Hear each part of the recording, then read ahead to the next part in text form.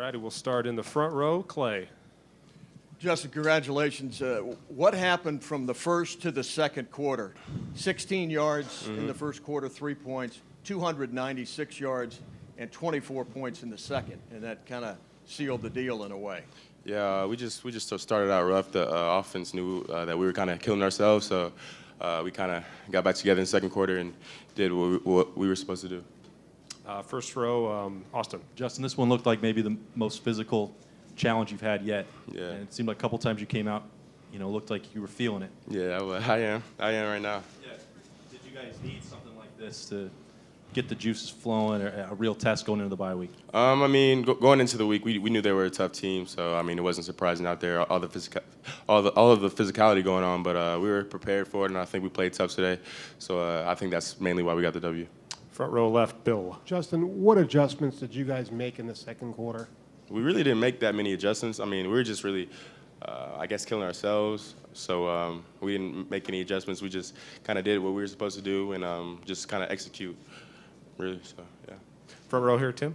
Yeah, Justin, along those lines, it was almost like y'all hit a big play and then have to scuffle and hit another big play to get it kind of going. Did it feel like that on the field? It was sort of hit or miss. Yeah, I mean, that's just the game of football. So, of course, we like to keep those big plays going, but really, all in all, I'm just glad we got the win. To the left there, Doug. Justin, you finally got picked off for the first time in your college career. Is that just part of it, or are you like kicking yourself about that one a little bit? I had really mixed emotions about it because I was like, it's my first pick, but it's also like, I mean, it's football, so it happens. So I mean, I really wasn't frustrated from it.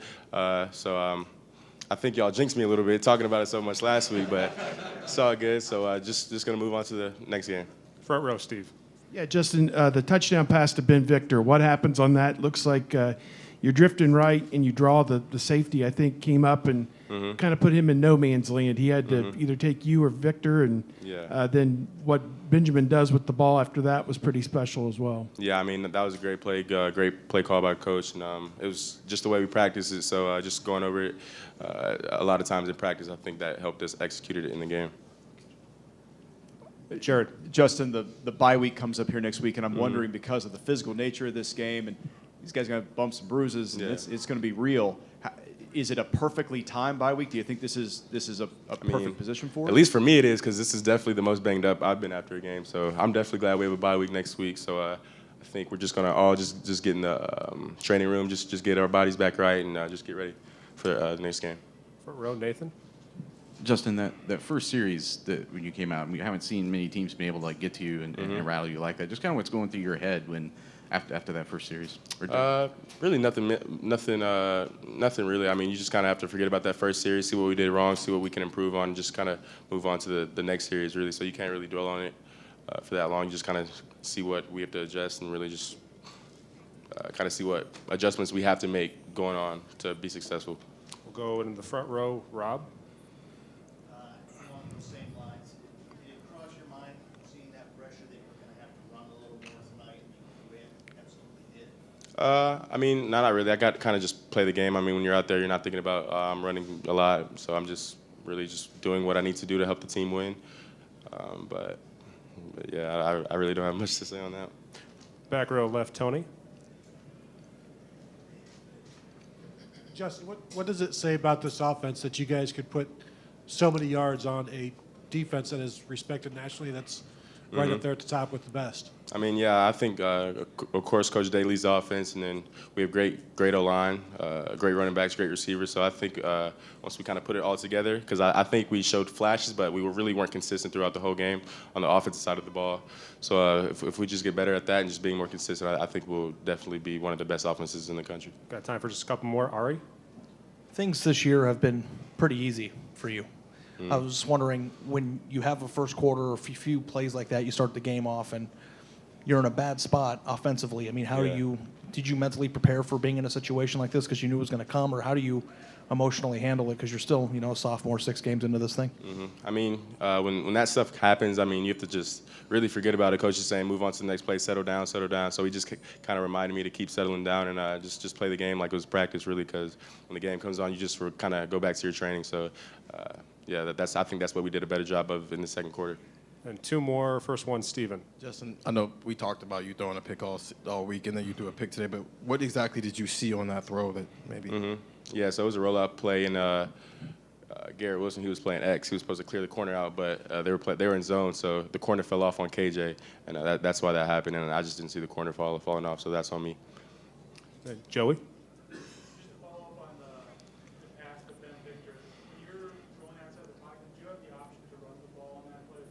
I mean, yeah, if nobody's out there, and then I can run, but it's mainly a pass play. But of course, if Ben's not open, I'm either throwing the ball away or just going to tuck it and run. Thank you, Justin. Thanks.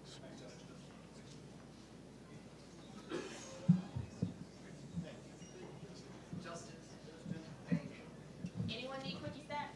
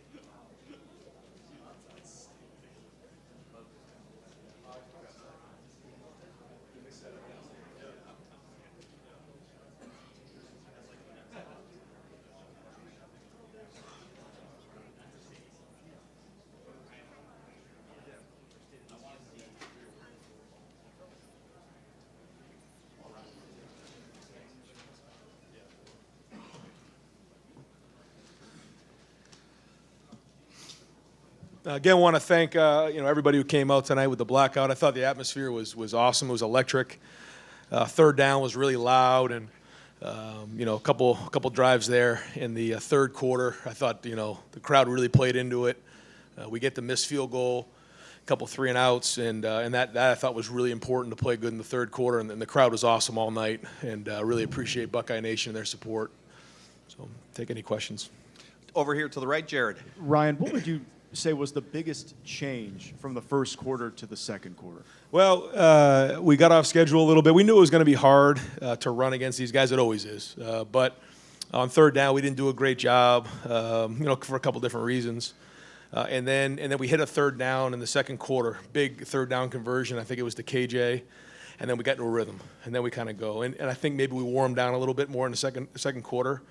I didn't want to play too fast and keep our defense on the field at points during the game, but then there were other times we picked up the pace and we ended up getting 74 plays, and that's a good day for us. And I think when we can play with depth and we play 74 plays, you can maybe wear some teams down, and I think we did that at times. But they're stout in there, and it's hard to run, and so it was hard early on. We knew that was going to happen though, but we did face adversity. I mean, that was not a good quarter of football on offense, but again, when you're playing against a team like Michigan State, things like that are going to happen. You have to respond, and I thought we did. Over to the far left, Bill. Are you glad in a way that you did really have a legitimate test tonight, that you're not going into the second half of the season without having been tested? I feel like we just beat a top 25 team at home in a great atmosphere against a really well-coached team, a really good defense, a really good quarterback. We had to play 60 minutes of football. To hold them to 285 and to have 529, that's a good day. And I think the best part about that is, we all kind of got off the field feeling like we can't wait to get on the film and figure out where we can improve. Over here to the right, Clay. Coach, J.K. Dobbins, 826 yards through the season right now. How impressive was the 67-yard touchdown from your vantage point, and Have you seen a transformation in his speed from last to this? Yeah, I have. Yeah, I mean, that was a home run hit right there that I think really changed the game.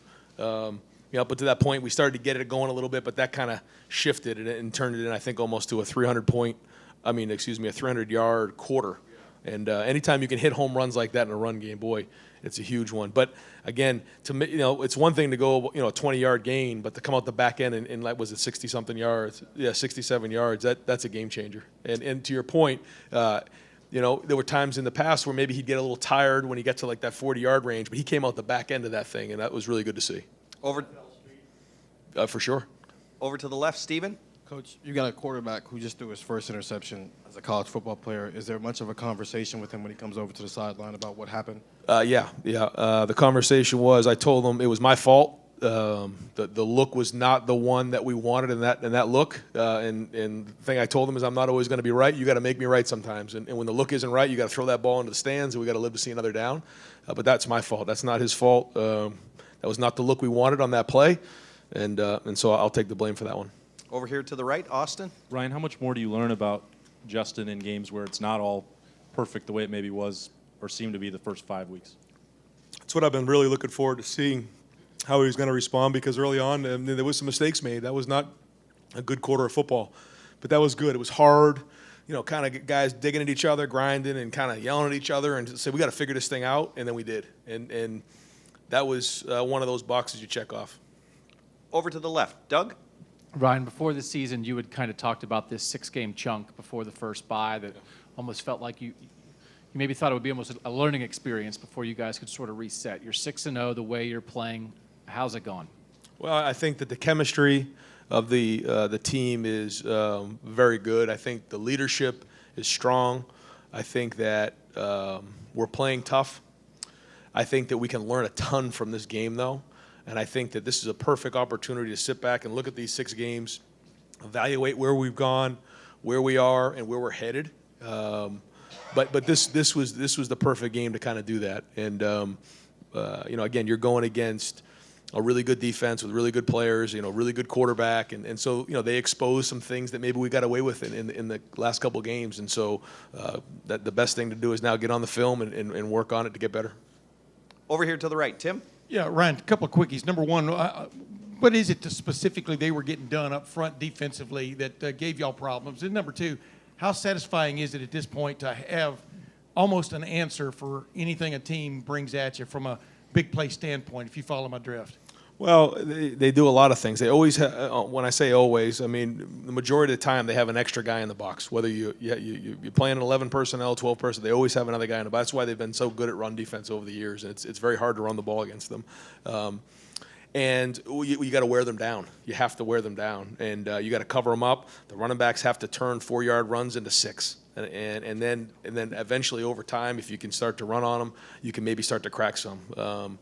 And that's kind of what happened. But the key to that is some of those play action passes. Those kind of got us going a little bit. The big one to Ben was huge. And I think that's some of those ones that we hit on the outside, as we were going with tempo, I thought really helped us get into a rhythm.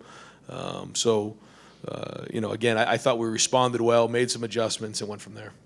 Far left, Ari. Hey, Ryan, Damon Arnett didn't play in the second half. Do you have an update on what happened with him? No, the staff, kind of got him out of there, and so he's going to be fine, but they're going to evaluate him tonight. Also, with the way that Justin came out, it kind of seems like it was a little bit easy for him at times this year with his talent level. With coming out for the first 2 drives and maybe sensing that first bit of oh no of his young career, how did he handle that? Have you guys been preparing for that moment, and what was your thought process with the way that he handled that? Yeah, I mean those drives weren't good. We didn't do a good job on third down, and it wasn't just Justin though. It was everybody up front, and some guys on the perimeter not doing a great job, and we were kind of just moping around a little bit early on. And but as the leader of the offense, you're in charge, so you're ultimately responsible for it, and we got to get it right. And the same thing with me, or the coaches. We got to take ownership of this too and figure the problems out. And but that's what playing against a team like Michigan State in the Big Ten, a conference game like this, is. It's just hard. It's a grind. It's gritty, and it was great to see the guys respond, especially in the second quarter. Folks, we're going to only have time for a couple more because I've got players out here and I don't want to lose them. Front row right here, Nathan. what went into the decisions at right tackle tonight, and then also what did you like about the way the offensive line, how they played as the game went on? Yeah, I want to see when we get on the film what it really looked like. But to me, it looked like they were fighting in there. I mean, those guys are good. I mean, up front, they're as good as we'll play. And it was a fight, and it's not going to be always clean. You're not just going to knock guys down, 15 yards into the backfield and finish guys down the field against defenses like this. So I thought it was tough. I thought it was real hard, and I thought the other part is that was the first time we had to get the game into the second half, and you could see guys working through that, and I know both sides of the ball felt the fatigue, but I thought we fought through it and showed some toughness. And then the right tackle, we're rolling those guys. I think they both deserve to play, and they are. Back row right. This defense would play good football. What do you like best about what you've seen from these guys 6 games into the season? There's a lot that goes into it. I thought going into the game, our tackling and running the ball in pursuit was really good. I don't know if that was the case tonight. I think there was some tackling, issues at points, but we'll watch the film and kind of work through that. Again, 65 plays, 285 yards. That's a pretty good night, and proud of the way those guys played. Proud of the emotion that they play with. I think we're getting after the quarterback. We're playing, really good coverage. You can see guys, especially on third down, really locked in the coverages. So I think they've been playing tough and playing with emotion. I thought that to get the stop and then the missed field goal, to start off the third quarter was really important to dig in right there, especially after they had got a couple first downs. That was Chris with that question. We're going to go Bill, Rob, and then Tony, then we're going to end it. Go ahead, Bill. Ryan, we've seen in the past here, and in other places too, have these type of quarterbacks that if the offense is slow going or things aren't going great, if you start running the quarterback a little bit, things might loosen up some. How much are you still having the conversation in your head about how much you want to expose Justin in designed quarterback runs? Every second of my night, that's constant. And we called some when we needed him, and when he needed to, he did a good job with his feet. He had 84 yards rushing. I mean, those were big yards, and the impact that he can have is huge. As you can see, that kind of kept us going when it was tough sledding in there. And he's a competitive guy. He made a lot of plays, and hats off to him and his toughness. Lowering his shoulder in there, and the goal line run. That was a hard run. There wasn't much there, and I'll give him a lot of credit. Front row left, Rob. Yeah, every game's a chess match. Nebraska ran the wishbone. You get a wrinkle every time. Did Michigan State do anything different that you guys had to adjust to? Seems like every team does that. No, they're running the same defense they have. I mean, they were blitzing, more than maybe they had coming into the game, but it wasn't anything that we hadn't seen before. 6 games in, how are you adjusting? We've talked about the players. How do you feel about the play calling, where you have kind of evolved here? Hard to say. It's not just me. It's the whole staff and the whole offense. I think we're all in this journey together, trying to figure this out. And I think our in-game adjustments and communication has really been pretty solid this year. And Stud and Kevin talking about the run game, and then Mike, and I kind of in Heartline talking about the pass game and what we like in between series. And they're doing a great job, because I'll click over and get over with the defense a little bit to make sure I'm in tune with what's going on there and in special teams, and then I'll click over and get some real good feedback on what they like coming in to the next series, and that's really important. It helps me as I'm going back and forth. You just feel a lot more comfortable than you did game 1? Yeah, do. And final questions, back row left, Tony. Ryan, you've been preaching toughness since you took over. This was a tough game. I'm just wondering your assessment of that area immediately after the game. I thought, to beat a team like this, you have to play tough, and we talked about going into the game, and I thought we did, and to finish off these 6 games tough. And, we gave the game ball to Coach Mick, because he's the guy that this whole thing is built upon. He's the backbone, and he's the blood that runs through this whole program. And to say we're tough, it's because of him and his strength staff and all the work that they put in with these guys. And then our coaching staff obviously getting on the field and doing the same thing in the meeting room, and it's everybody involved, and we're all into this thing. And I think they're taking a lot of pride in being tough. Coach, thank you very much. Folks in the chairs, if I could get you to move them over to the right, please. We'll get some players up here shortly.